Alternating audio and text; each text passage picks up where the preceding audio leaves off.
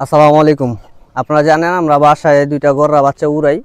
তো আমার গত কয়েকদিন যাবত পরিকল্পনা ছিল এক জোড়া গররা কবুতর আনবো, তো কোয়ালিটি সম্পূর্ণ না পাওয়ার কারণে আনা হয়নি। এই দুইটা হচ্ছে আমরা সিঙ্গেল সিঙ্গেল কিনছি, এখন পেয়ার করবো আর কি কয়েকদিন পরে, মানে আপাতত কয়েকদিন আমাদের বাসায় রেস্টে থাকবে। কবুতরের কন্ডিশন যদি ভালো থাকে তারপরে আমরা পেয়ার করব। দুইটা কবুতরের মধ্যে মানে মাদি কবুতরটা একদম সম্পূর্ণ ফ্রেশ, কোনো ফাটা ফুটা নাই। নর কবুতরটার মাথায় একটু ফাটা আছে, কিন্তু কোয়ালিটি সম্পূর্ণ কবুতর। আর আপনাদের কাছে বলবো যে কিভাবে একদম সুন্দর পুরান জাতের গররা কবুতর আপনারা চিনতে পারবেন।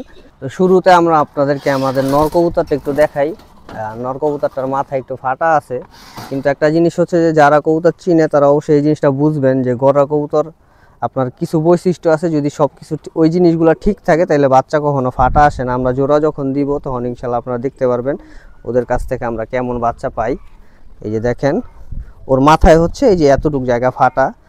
আর গররা কবুতর হচ্ছে যেটা একদম পিওর গররা কবুতর, ওদের বানটা হচ্ছে যে সাদা বানটা, এই বানটা একটু ছোটই হবে, যেটা পুরান জাতের গররা কবুতর।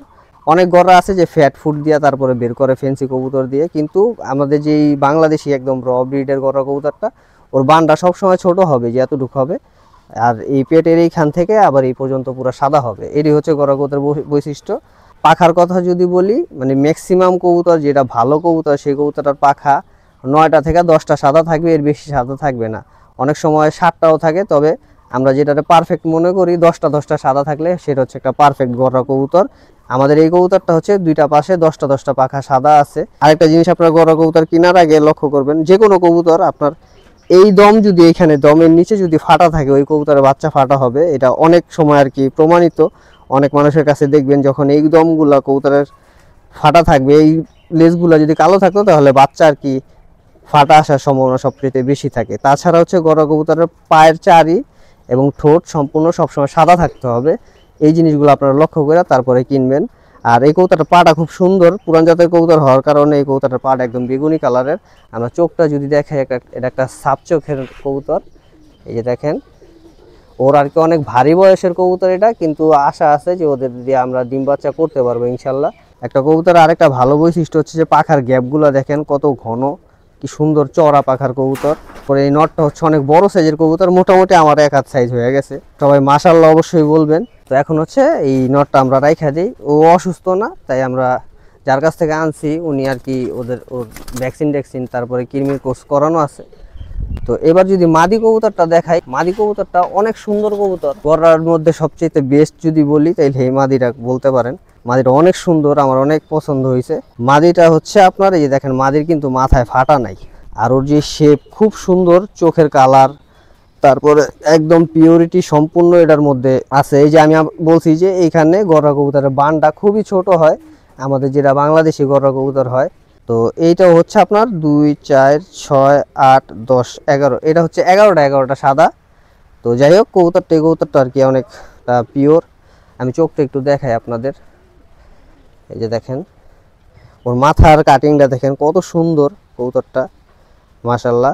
আরেকটা ভালো বৈশিষ্ট্য হচ্ছে যে অনেকে মনে করে কি যে মানে এই যে চিলা একটা ভাব আছে, যে ওর পশমের মধ্যে লাল লাল ভাব আছে। আপনারা যদি দেখেন এই কবুতরটা অনেকে আবার বলে যে এটা মানে লাল কেন, কালা হইতে পারতো। এই কবুতরটার বাচ্চা সব সময় দেখবেন অনেক সুন্দর হবে এবং পিওর বেশি হওয়ার সম্ভাবনা বেশি।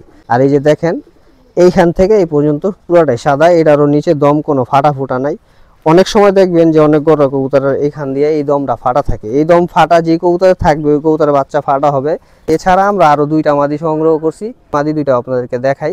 আমি আগেও বলছি এখনো বলি, আমি সাপচিলা বা বাঘা বলেন এই স্টাইলের কবুতরগুলো অনেক পছন্দ করি। এটা হচ্ছে একটা 8 পরের মাদি কবুতর, বাচ্চা কবুতর আর কি, 8 পরের বাচ্চা। কিন্তু ওর যে গেট আপ মাশাল্লাহ খুব সুন্দর, পাখাগুলা দেখেন কি সুন্দর চওড়া। এই কবুতরগুলো আমরা ফ্লাইংয়ে দিব, যদি আমাদের বাসায় সেট করতে পারি তাহলে ইনশাল্লাহ ওদেরকে আমরা শীতের সিজনে উড়াবো।